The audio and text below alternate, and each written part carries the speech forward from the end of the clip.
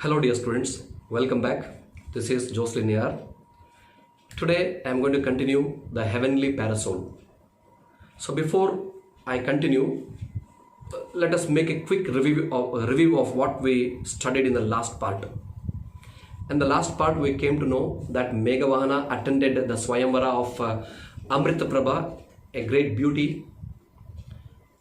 After Amrita Prabha chose him, he saw the parasol, heavenly parasol, the parasol of Lord Varna casting shadow over him. He did not understand the fact. The fact was explained to him by Amrita Prabha's father, the king of Prajyotisha. Amrita Prabha's father told him that he was chosen, he was favored. Okay, he was favored by gods. He was chosen to become the supreme power of the whole world. Okay, let's move on. Dazed by these portents and by his good fortune, Meghavana brought his bride and the divine parasol back home. Dazed, he was confused. He did not understand what the king had told him. The king had told him that he was chosen by the gods to become the supreme power of the world. That is why the parasol casted its shadow over him. He did not answer. He was dazed, confused by these portents. Portents means warning. He was confused by the warning and by his good fortune. He thought, first he was little scared and then he thought it may be a good fortune for him. Good luck. Okay. So Meghavana brought his bride. Who is his bride? Amrita Prabha and the divine parasol back home.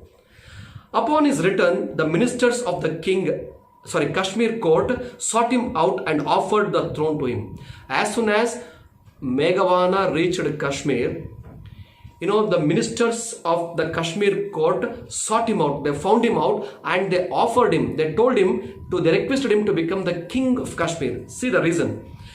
What they said is, we are dissatisfied with our present ruler, they said. They were dissatisfied. They were not happy with the present ruler. The reason is, he has devoted himself to a life of prayer and the affairs of the kingdom lie neglected. They were not happy with the present king of Kashmir because he has devoted himself to a life of prayer. He has completely neglected the affairs of the kingdom. So the ministers of the Kashmir court wanted Meghavana to be their king. See, the people suffer because of this. Because as the king has given himself up to the life of devoted his life to a life prayers, the affairs of the kingdom lie neglected and the people are suffering. So your noble character and bravery are well known in these parts. Honor us and the land by accepting our offer. The ministers of Kashmir told Meghavana that they knew the noble character of Meghavana, so they requested him to be their king. See how Meghavana responded. Meghavana became the king of Kashmir. Soon he proclaimed a law against the killing of living beings. It became his ambition to conquer other kingdoms to impose this law on them as well. When the ministers of the Kashmir court requested Meghavana to be their king, he readily agreed and he was crowned as the king of Kashmir.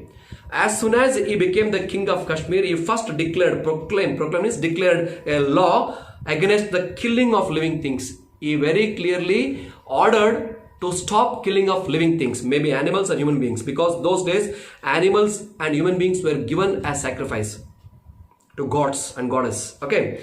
It became his ambition. Ambition means strong desire. See, what was ambition? It became his ambition to conquer other kingdoms. He wanted to conquer other kingdoms, not to rule them, not to extract money from them, but to impose this law on them as well. He wanted to conquer the whole world, in fact, not to rule like Alexander the Great. He wanted to conquer just to impose. Impose means forcibly make someone accept. What? Accept the law which prohibited killing living things.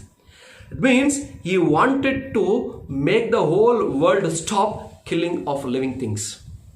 Got the point? See, once, while on an expedition near the sea, the king told his weary army to rest in the shade of some palm groves. So the king continuously traveled from place to place, conquering them and imposing the law which prohibited killing living things. Okay, once he was on an expedition to Lanka, which we call Sri Lanka now. Okay, he was on an expedition, means special journey. So once while on an expedition near the sea, the king told his weary means tired army to rest in the shade of some palm groves. So they were marching towards Lanka. They were on a special expedition, a special journey. The army, the soldiers became tired. So the king told them to take rest. Okay, remember they were in a place where there were a number of palm trees. So author calls it palm grove. Grove means a group of trees. Palm trees. You can see palm on the screen. So in the palm grove, he told his army people, soldiers, to rest. See what he did.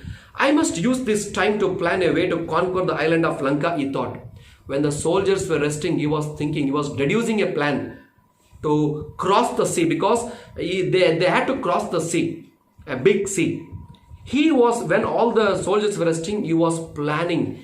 Okay, he was making a plan about how to cross the sea. See what happens. It is the land of demons and needs to be taught the ways of peace. But how will I cross the great seas with my army? When all the army members, when the soldiers and ministers were sleeping, the king was making plan to cross the sea, because he wanted to reach Lanka at any cost, because Lanka was land of demons. Very cruel people were ruling Lanka. And he wanted even them to teach peace, because he wanted to impose the law which prohibited killing of living things even there. Even there he wanted to impose this law. But he cannot reach Lanka without crossing this ocean. So he was making plan. He was thinking how to cross this. Meanwhile, what happened, you see? All of a sudden, there was a cry in the air. It seemed to come from a wood by the shore, not far from where the royal horses were tethered. Tethered means tied by the rope. Horses were tied by the rope to the palm trees. And when all soldiers were resting and when he was thinking about how to cross the sea, suddenly he heard a cry from the nearby wood. Wood means a small forest. See, the cry came again and the king heard the plaintive call. Plaintive means a painful call. Plaintive means sounding sad. Okay, very painful call. The cry came again and the king heard the plaintive call. Even under Meghavana's rule, have been slain. The voice shouted, the painful voice was telling this. Even under Meghavana's rule, I have been slain. Slain means killed. Even when Meghavana is ruling, I have been killed. The voice which came from the woods means forest, was telling this. Even under the rule of Meghavana, I have been killed. So when Meghavana heard this, see what he did. In his agitation means anxiousness. In his agitation, the king did not wait to summon his officers, but ran towards the wood. He did not call the officers. Instead, he ran immediately towards the wood from where the sound came. Jumping through the undergrowth, he fought his way till he came to a clearing. He jumped into he jumped through the undergrowth. Undergrowth means, you might have seen in the forest, under the trees, number of bushes and plants grow. That is called undergrowth. He jumped through the undergrowth and he kept on sliding till he reached a clearing. He reached a place where the undergrowth ended. See what happens. There before him was a temple of Chandika, Durga, with some sort of human sacrifice in progress on the steps. When he reached the clearing, he saw before him a temple of Durga, Chandika. And on the steps of the temple, a human sacrifice was going on. See what happens. A man lay on the ground, his arms raised for mercy, and a menacing looking barbarian stood over him, brandishing his sword. As soon as he reached the clearing, he saw a temple of Chandika. On the steps of this temple, a man was lying. He was about to be sacrificed, and a barbarian, see, menacing looking barbarian. Menacing means here very dangerous looking. Okay, very dangerous looking barbarian. Barbarian is an uncivilized, brutish man, a very brutal man, was standing over that lying man. A man was lying on the steps. He was pleading, he raised his arms for mercy. Okay, he has raised his hands for mercy, but a barbarian was standing over him, and a menacing looking barbarian stood over him, brandishing his sword. Okay, brandishing, showing he had already raised the sword to cut his head, to kill that man was lying. The barbarian had already raised his sword to kill that man, but that man was pleading. He was requesting not to do so. What happens? Stop, cried the king, shocked at the sight. You wretch, you dare threaten another's life in my realm? King, as soon as Meghavana saw this, he said, stop, shouted the king, shocked at the sight. He was shocked at the sight because he never imagined that in his kingdom such things happened. Okay, see what I said? You wretch. Wretch means wicked, cruel fellow. You wretched. You dare threaten another's life in my realm? Realm means rule. How dare you kill someone during my rule? Is what he questioned. See, the barbarian dropped his sword in terror and fell on his knees before the king. The barbarian dropped the sword as soon as he saw the king. He fell on his knees before the king. See what I said? O noble one, have mercy. I am the leader of a troop of barbarians that live in this wood. The barbarian requested the king. He said, O noble one, have mercy. Please have mercy on me. And he said he was the leader of a troop. Troop means group of barbarians. Brutal people. Cruel people. He said, I am the leader of a troop of barbarians. Barbarians means they are not very really cruel. In fact, they are uncultured. Okay. I am the leader of the troop of barbarians that live in this wood. Wood means forest. My little son has fallen prey to some disease and is on his deathbed. He told the king that his son had fallen prey. He was affected by some disease and on his deathbed. If I kill this man, the gods will be pleased and save my son's life. If you prevent this sacrifice, my son dies and the rest of my troop will give up their lives with him. He said, if I give sacrifice of this man, gods will be pleased and they spare the life of my son. If I don't sacrifice this man, my son will die. If my son dies, myself and the entire troop will commit suicide. This was the words which the barbarian told the king Meghavana when Meghavana shouted at the barbarian, how dare you threaten someone? How dare you kill someone? Then the barbarian told Meghavana that his son was not feeling well. If he did not sacrifice this man, his son would die. And if his son died, everyone in the troop would commit suicide. See what Meghavana did to this. The king glanced towards a bundle on the temple porch and presumed it to be the sacrificed boy. His heart was torn with confusion and compassion.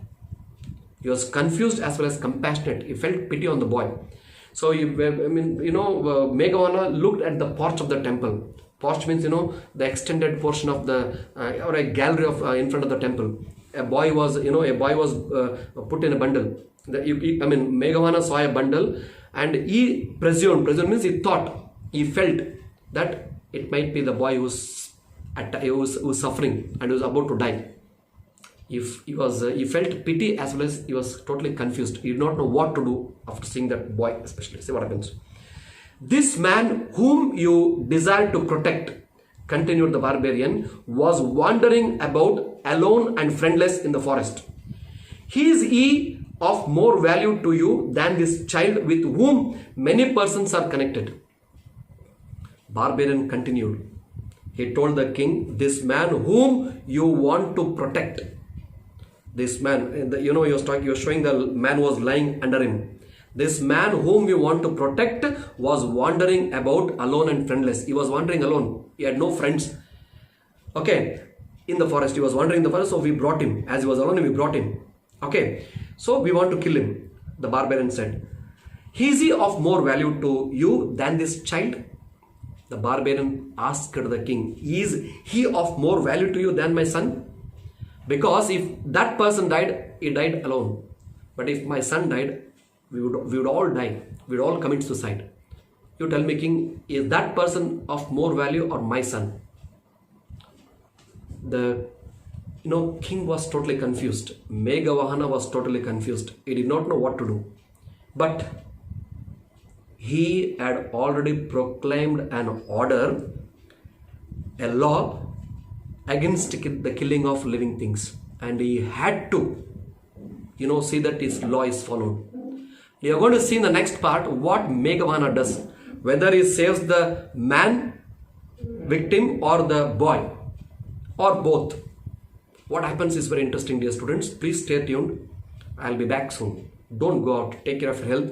Stay home. Stay safe. Bye.